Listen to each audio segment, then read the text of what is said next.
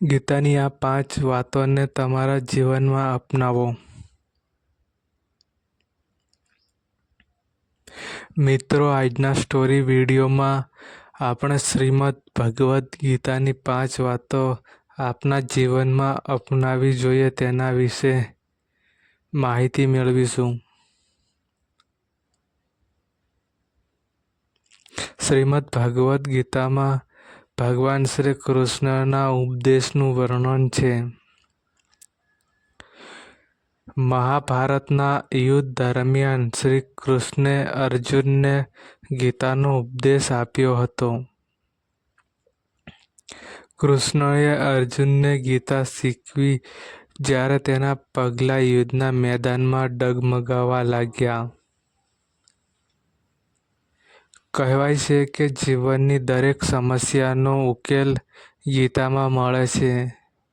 ગીતાના ઉપદેશો આપણને કામ કરવા અને જીવનમાં આગળ વધવાની પ્રેરણા આપે છે.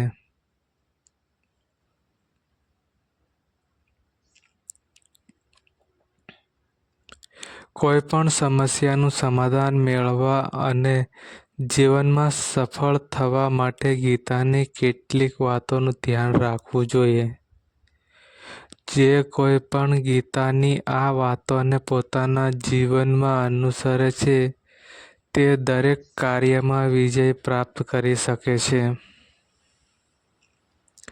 ચાલો જાણીએ ગીતાના અમૂલ્ય ઉપદેશ વિશે.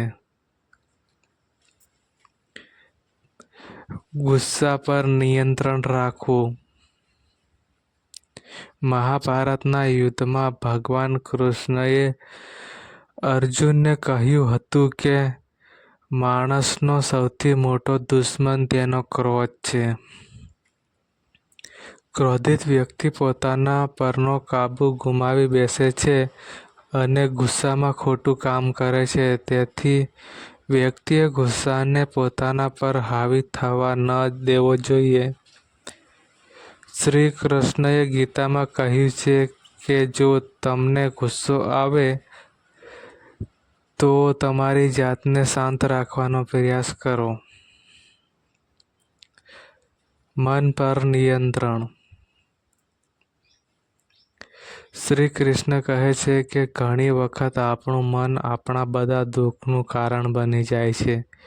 તેથી દરેક વ્યક્તિએ પોતાના મનને નિયંત્રણમાં રાખવું ખૂબ જરૂરી છે. જે વ્યક્તિએ પોતાના મનને કાબૂમાં રાખ્યું છે તે મનમાં ઉદ્ભવતી બિનજરૂરી ચિંતાઓ અને ઈચ્છાઓથી પણ દૂર રહે છે.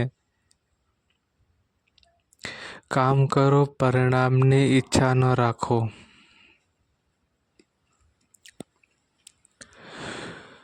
કુરુક્ષેત્રના યુદ્ધ દરમિયાન જ્યારે અર્જુન વિચલિત થયો ત્યારે કૃષ્ણએ કહ્યું કે દરેક મનુષ્યએ પોતાનું કામ કરવું જોઈએ અને પરિણામની ઈચ્છા ન કરવી જોઈએ. કૃષ્ણ કહે છે કે ભગવાન વ્યક્તિના કાર્ય પ્રમાણે પરિણામ આપે છે.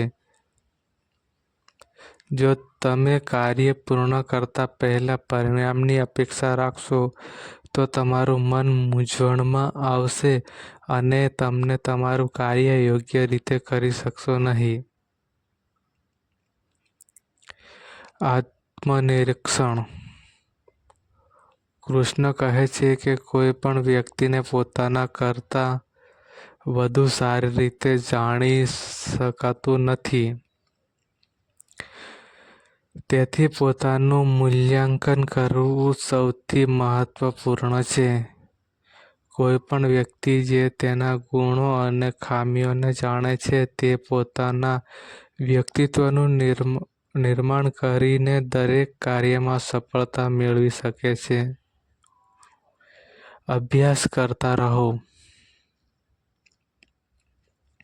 ગીતામાં ભગવાન કૃષ્ણ અર્જુનને ઉપદેશ આપતા કહે છે કે માણસે હંમેશા અભ્યાસ કરતા રહેવું જોઈએ.